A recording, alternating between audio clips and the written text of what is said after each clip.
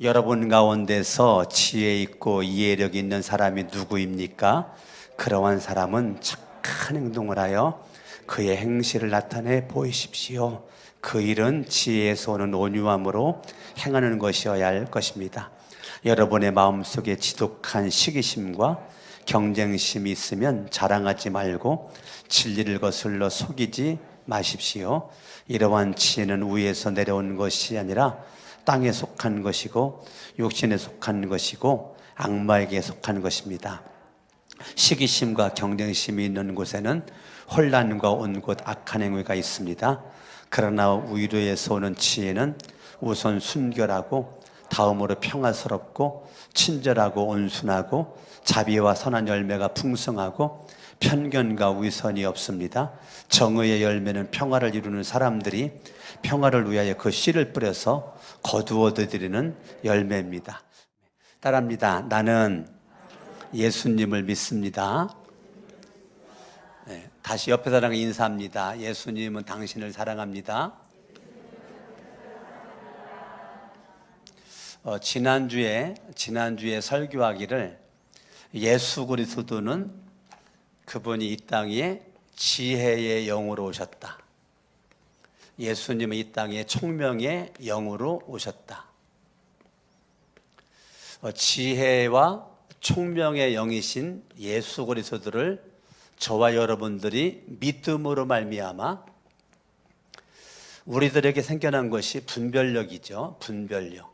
예수를 믿는 그 사람들은 다분히 예수님의 지혜와 총명으로 말미암아 저와 여러분들에게 분별력이라는 것이 생겨나게 됩니다.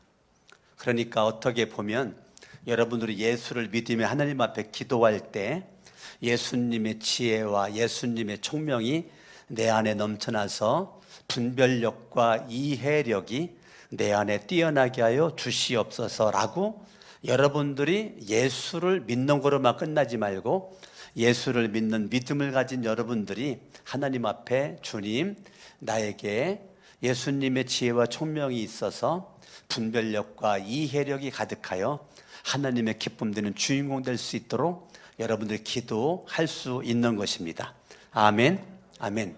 여러분들이 그렇게 예수 그리스도를 믿는데 믿음을 가진 저와 여러분들이 늘 믿음으로만 살지 않고 우리는 끊임없이 말하면서 살죠. 우리가 말을 하면서 살아요. 우리는 말하지 않고 살 수가 없어요. 우리가 말이라는 것을 하게 되는데 여러분들이 말할 때 말이라고 하는 것은 항상 내 마음에 있는 것들이 입으로 표현돼 가지고 내가 나오게 되는 거거든요. 아멘. 근데 오늘 13절 말씀을 한번 보면 같이 보면 여러분 가운데서 지혜 있고 이해력이 있는 사람이 누구입니까?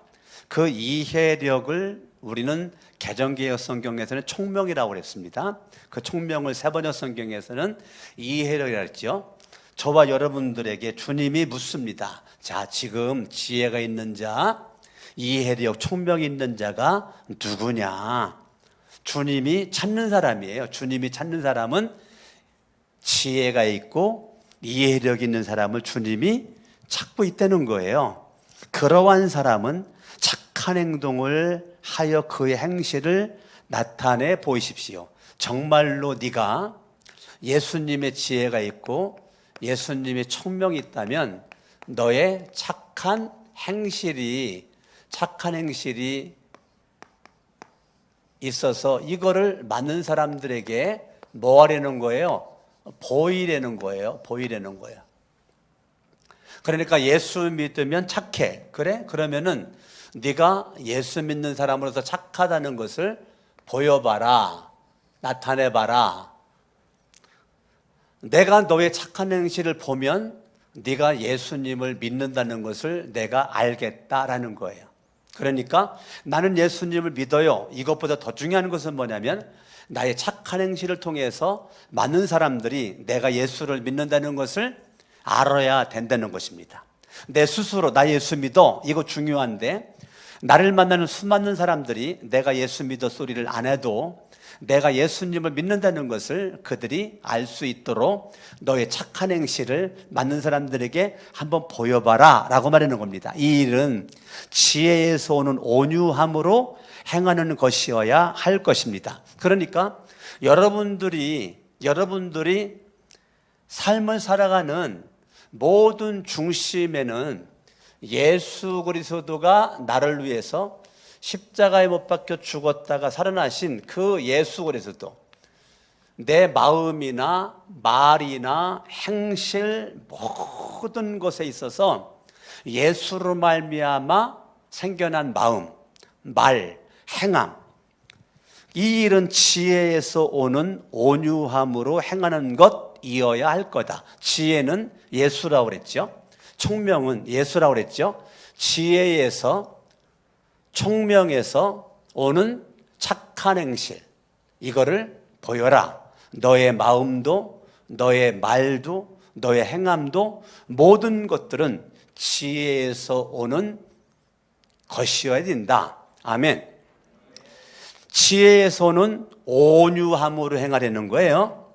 자, 여러분의 마음이 예수 그리스도의 그 성품 가운데 최고가 온유와 겸손이죠. 수고하고 무거운 짐진 자들아 다 내게로 오라. 내가 너희를 쉬게 하리라. 나는 마음이 온유하고 겸손하니 내게 와서 배워라. 우리 마태복음 11장 28절 29절입니다. 저와 여러분들의 마음에 누구의 마음이 있어야 돼요? 예수 그리스도의 온유한 마음. 이 온유함이 지혜에서 오는 그 마음으로, 예수님의 지혜와 총명이 내 마음에 꽉 차서 그 온유한 마음으로 오는 모습으로 너의 착한 행실을 보여라 라고 말해주고 있는 것입니다. 아멘. 그러니까 13절은 제가 지난주 설교했습니다. 오늘은 지난주 설교에 이어서 13절 설교했으니까 이제 14절부터 18절까지를 여러분들에게 말씀을 나누기를 원합니다. 아멘. 오늘 성경은 우리에게 두 가지를 말해주고 있는데 첫 번째는 무엇이냐면 저와 여러분들의 그 말이 하늘에서부터 오는 말이 있고 땅에서부터 오는 말이 있다는 거예요. 나의 행동이 하늘의 행동이 있고 나의 행동이 땅의 행동이 있다는 것을 오늘 야고보서 3장은 우리에게 말해주고 있습니다. 우리가 이 땅 살아갈 때 하늘의 지혜가 있고 땅의 지혜가 있다는 것을 오늘 야고보서 3장이 우리에게 말해주고 있는데, 오늘 여러분들에게 하늘의 지혜도 있고 땅의 지혜가 있다면 나는 둘 중에 하나 선택을 해야 되거든요. 선택을 해야 되는데 14절, 여러분의 마음 속에, 자, 저와 여러분들의 뭐가 중요하다고요? 요 마음이 중요하다고요. 마음이. 아멘. 아멘. 내 요 마음에, 이 마음이 중요하다는, 마음이 중요한데 여러분의 마음 속에 지독한 시기심과 경쟁심이 있다. 자, 내 마음 속에 뭐가 있다고요? 지독한 뭐가 있어요? 시기심이 있다는 거예요. 내 마음속에 경쟁심이 있다는 거예요. 시기심과 경쟁심이 있을 때 이 시기심과 경쟁심을 자랑하지 말아라. 시기심과 경쟁심을 자랑하지 말아라. 시기심과 경쟁심은 진리를 거스르는 거다. 그러니까 시기심과 경쟁심은, 진리는 예수님이죠.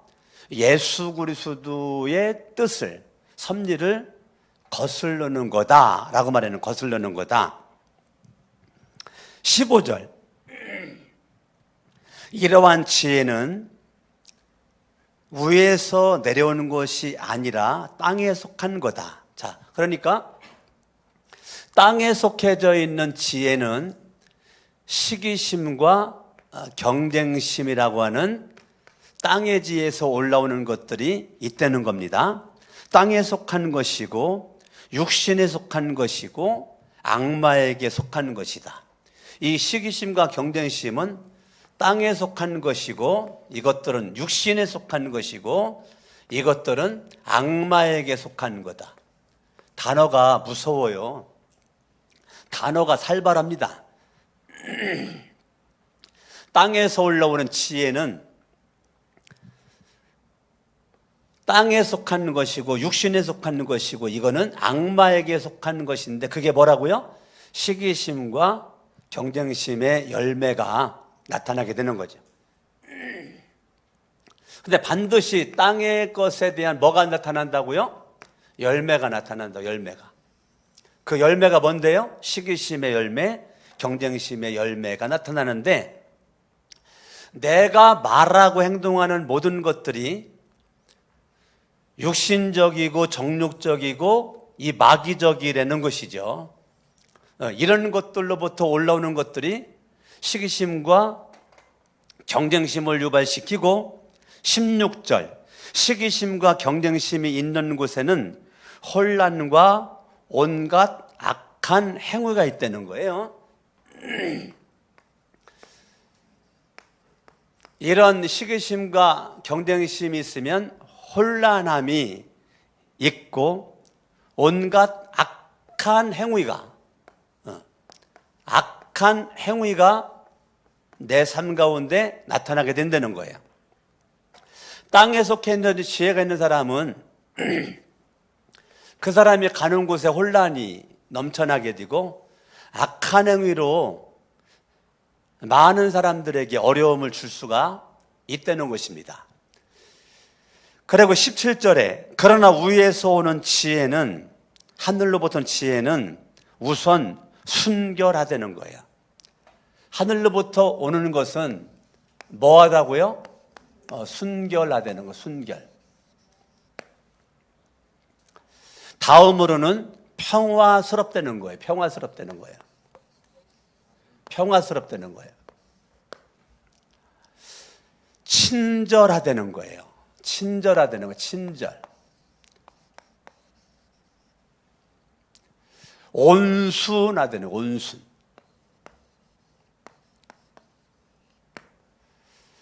그 다음에 자비가 있다는 거예요, 자비가. 이러한 모습 가운데 선한 열매를 맺는다는 거예요, 열매. 선한 열매를 맺는다는 것입니다. 선한 열매가 풍성하다는 거예요. 그리고 편견이 없다는 거예요. 편견과 위선이 없다는 거예요. 편견도 없고 위선도 없다. 18절 정의의 열매는 평화를 이루는 사람들이 평화를 위하여 그 씨를 뿌려서 거두어들이는 열매다. 계속적으로 열매를 계속적으로 가는 곳곳마다 열매를 맺는다라는 것이 야고보서 3장에 나와 있는 하늘에 속해져 있는 지혜를 간직한 사람은 순결하고 평화가 있고 친절하고 온순하고 자비가 있고 편견도 없고 위선도 없는 모습으로 계속적으로 가는 곳곳마다 뭐예요? 열매를 맺는 주인공이 된다는 것입니다. 그러면 야고보서 3장에 대한 예를 한번 들어보겠습니다. 예. 하늘의 지혜와 땅에 속해 있는 지혜의 예. 마태복음 16장 여기 접어두시고 마태복음 16장을 예를 한번 들어보겠습니다. 마태복음 16장 13절 보니까 예수님이 제자들에게 사람들이 인자 예수님을 누구라고 하느냐?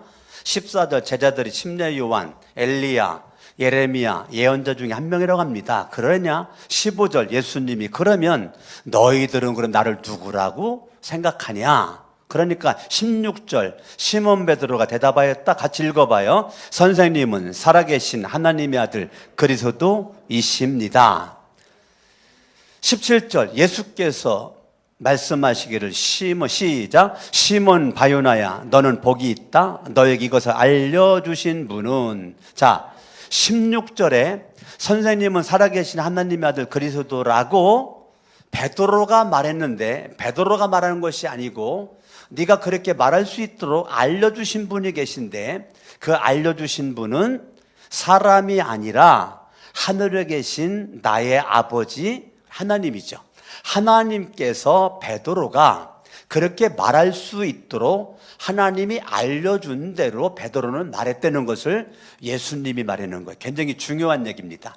베드로가 말을 했는데 베드로 혼자 말한 것이 아니라 베드로의 그 말은 하늘 아버지 하나님께서 이 베드로에게 그렇게 말할 수 있도록 하나님이 감동 준 대로 하나님이 주신 그 말을 지금 했다는 것을 예수님이 말하는 거예요.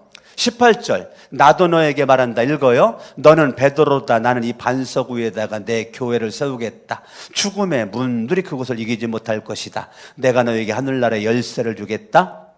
내가 무엇이든지 땅에서 매면 하늘에서도 매일 것이요 땅에서 풀면 하늘에서도 풀릴 것이다.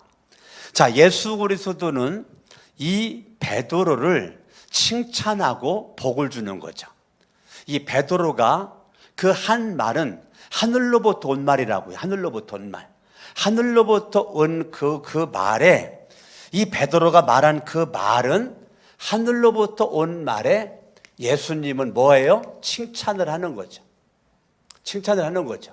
그리고 그 말이 베드로에게 복이 되는 것이고 너로 말미암아 또 많은 사람들에게 복을 받을 수 있도록 하겠다. 자, 베드로가 말을 했는데 땅에서부터 올라오는 말을 하는 게 아니라고요. 베드로가 말을 하는데 즉 야고보서 3장을 제가 예를 들은 거예요. 베드로가 말했는데 하늘로부터 아버지가 주신 말을 말한 거란 말입니다. 아멘. 자, 그러면 성경을 또 볼까요? 21절 예수님께서 내가 반드시 예루살렘 올라가 장로들과 대제사장들과 율법학자들에게 고난받고 죽임을 당할 거야. 그러나 사흘째 되는 날 살아난다. 제자들에게 이거를 비로소 밝혔다는 거예요. 처음으로 말한 거예요. 그러니까 예수 그리스도가 21절을 숨기고 있었는데 예수님이 이 땅에 오신 목적을 제자들에게 처음 얘기한 거예요. 지금 제자들은 예수님에게 생명을 걸고 예수님을 바라보고 있는데 뜻밖의 예수님이 나 죽는다라고 말하는 거예요. 나 이제 대제사장들과 서기관들, 유대인들을 통해서 나 죽임을 당할 거야. 나 죽어. 그렇지만은 사흘 후에 살아난다. 처음으로 말했어요. 이거 지금 처음 들어본 거예요, 제자들이. 그렇게 예수님이 말했으면 예수님이 그 말을 베드로나 제자들이 믿음으로 받아들여야 되거든요. 믿음으로 아멘 해야 되는 거거든요. 그런데 베드로가 이렇게 반응합니다. 22절 이에 베드로가 예수를 따로 붙들고 주님 안 됩니다. 절대로 이런 일이 주님께 일어나서는 안 됩니다. 하고 말하면서 예수께 대들었다는 거예요. 자, 방금 전에 예수님과 베드로의 분위기랑 완전 달라요. 시간의 흐름 가운데 그 차이가 나지 않는데 방금 전에 이 베드로가 엄청난 칭찬과 복을 예수님으로부터 받았어요. 근데 하늘로부터 오는 그 말을 한 거야. 하나님 주신 말 한 거야. 그런데 방금 전에 그 말을 했는데 시간차를 두고 땅에서 올라오는 말을 한 거예요. 베드로가 땅에서 올라오는 말을 그렇게 베드로가 한 겁니다. 예수를 따로 붙들고 주님 안 됩니다. 절대로 이런 일이 일어나서는 안 됩니다. 안 됩니다. 안 됩니다. 벌써 부정적이죠? 부정적이죠. 자, 교인들 중에서도 하늘에 속한 언어를 주로 쓰는 교인들과 땅에 속한 언어를 주로 쓰는 교인들로 나누어져요.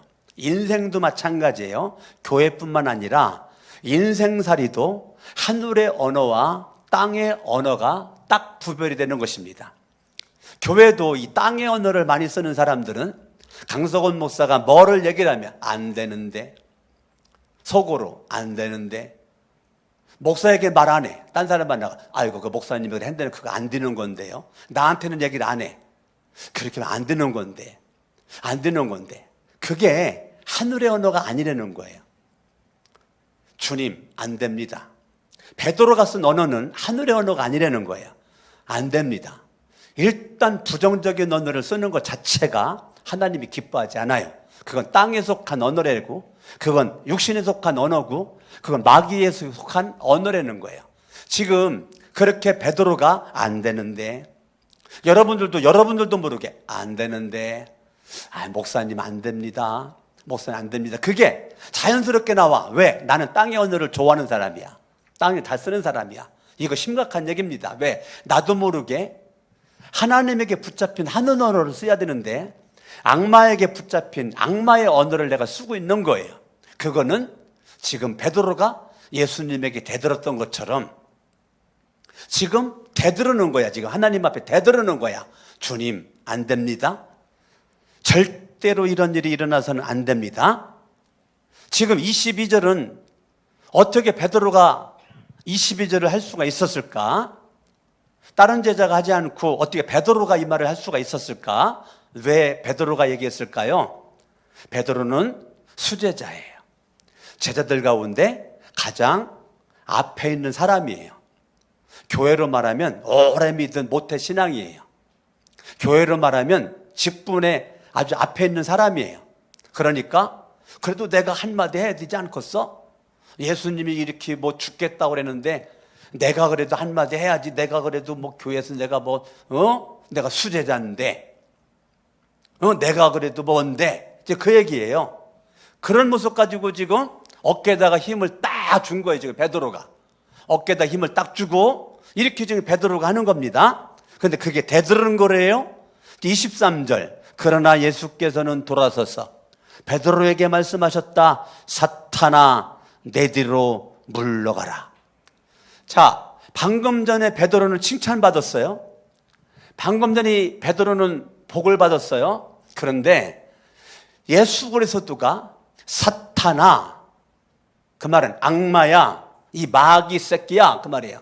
악마야, 사탄아, 내 뒤로 물러가라. 그러면 베드로가 사탄이에요?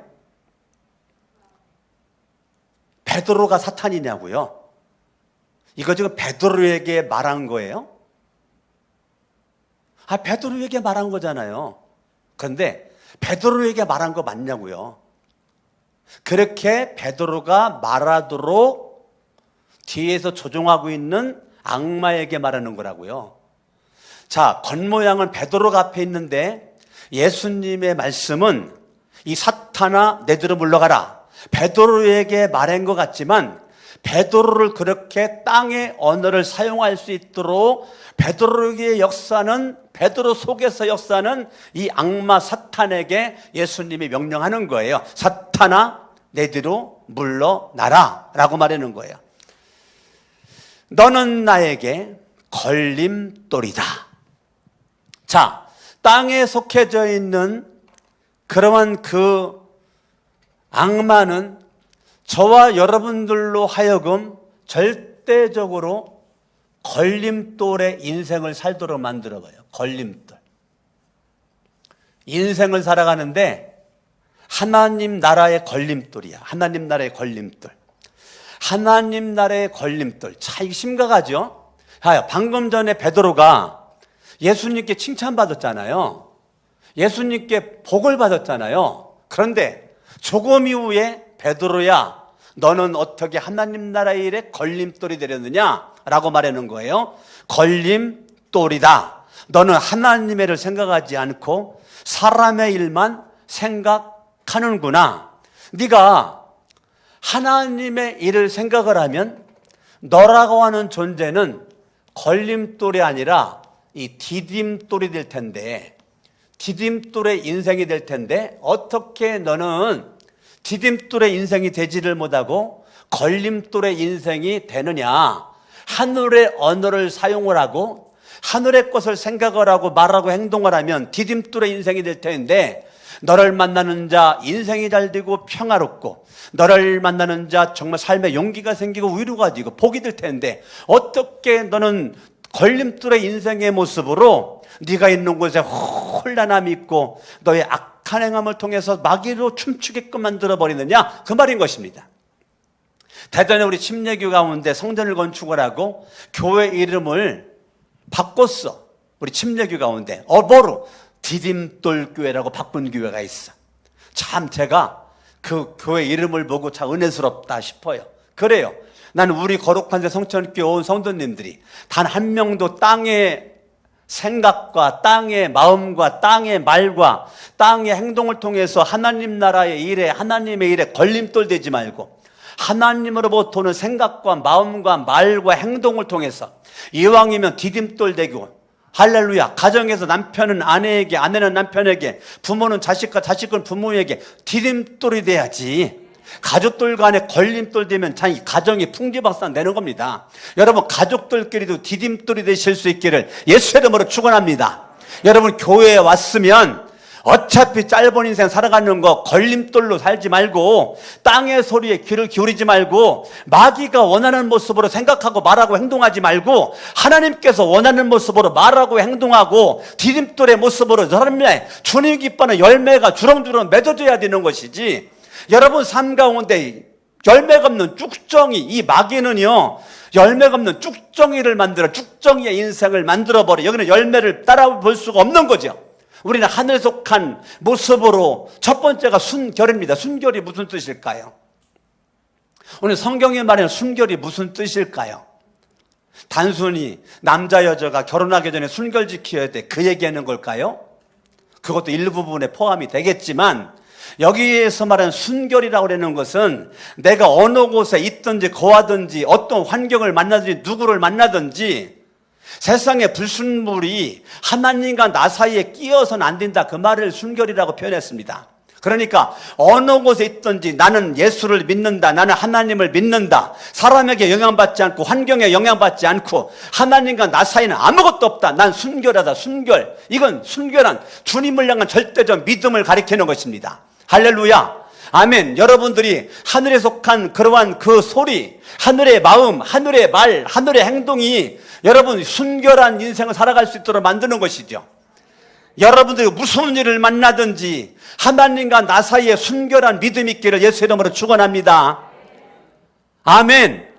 무슨 일만 생기면 불순물이 생겨가지고 믿음 약해지고 기도도 안 하고 예배도 안 드리고 찬송도 안 하고 여전히 그냥 여기에서 속해져 있는 모습 가지고 그저 악마에게 끌려다니는 그런 안타까운 영혼이 아니라, 어떠한 일이 있든지 여러분의 믿음이 변함없는 순결한 믿음이 예수의 이름으로 여러분에게 가득할 수 있기를 바라고, 예수 그리스도가 하나님과 원수가 되었던 나를 예수의 보혈의 피로 말미암아 하나님과 평화롭게 만들었던 우리에게 주님은 내가 너를 평화롭게 했다라고 끝나지 않고 나는 너에게 화평할 수 있는 직책을 주노라라고 말해주고 있잖아요.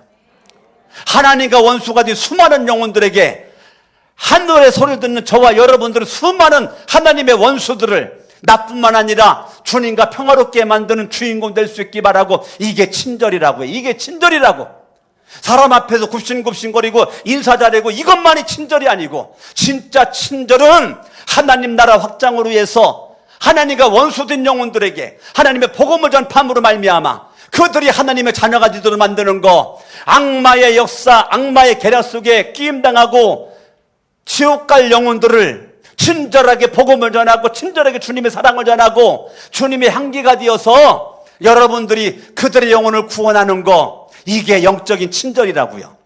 할렐루야, 할렐루야. 인간적인 친절함 가운데 만족하지 말고 영적인 친절함 가운데 여러분이 있길 바라고, 온순함과 자비는 주님의 마음이죠. 주님의 성품이죠. 편견과 우선이 없어. 그러니까 시기심이 없고 경쟁심이 없어요. 시기심과 경쟁심은 어디에서 오는가? 비교의식에서 오는 거예요. 비교의식은 악마가 주는 거예요. 열등감에서 오는 거예요. 열등감은 악마가 주는 거예요. 그러니까 시기심과 열등의식은 사탄이 주는 거예요. 여러분들은 비교할 대상이 아니에요. 누구를 시기할 대상이 아니에요. 나는 나대로 복받은 사람이고 너는 너대로 복받은 사람이고, 시기와 경쟁심이 아니라니까요. 우리는 하나님의 눈과 하나님의 마음과 하나님의 마음으로 눈으로 바라볼 때 우리는 시기심과 경쟁심이 아니라, 사촌이 땅 사면 배 아픈 것이 아니라 사촌이 땅 사면 좋아하고 기뻐하고, 할렐루야, 옆에 있는 형제와 자매가 잘 되면 좋아하고 감사하고, 이것이 주님의 마음이랍니다. 내 안에 예수의 이름으로 시기심은 떠나가고 경쟁심은 떠나갈지어다. 이것이 내 인생 주님 앞에 가는 길에 걸림돌이 되고 사람들에게 걸림돌이 되는 주인공 되는 것이죠. 내가 가는 곳곳마다 혼란스러워, 내가 가는 곳곳마다 문제를 야기시켜, 내가 가는 곳곳마다 성령의 역사가 사라져버려 큰일 납니다. 내가 가는 곳곳마다 혼란이 변하여 평화가 이루어지게 되고, 나를 만나는 사람들이 믿음의 열정이 생겨나게 되고, 나를 만나는 사람들 친절해지게 되고, 온유와 자비가 있고 편견과 위선이 없고, 나를 만나는 모든 사람들이 하나님의 은혜 가운데 거할 수 있는 놀라운 축복이 여러분 각 사람을 통해서 있기를 예수 이름으로 축원합니다.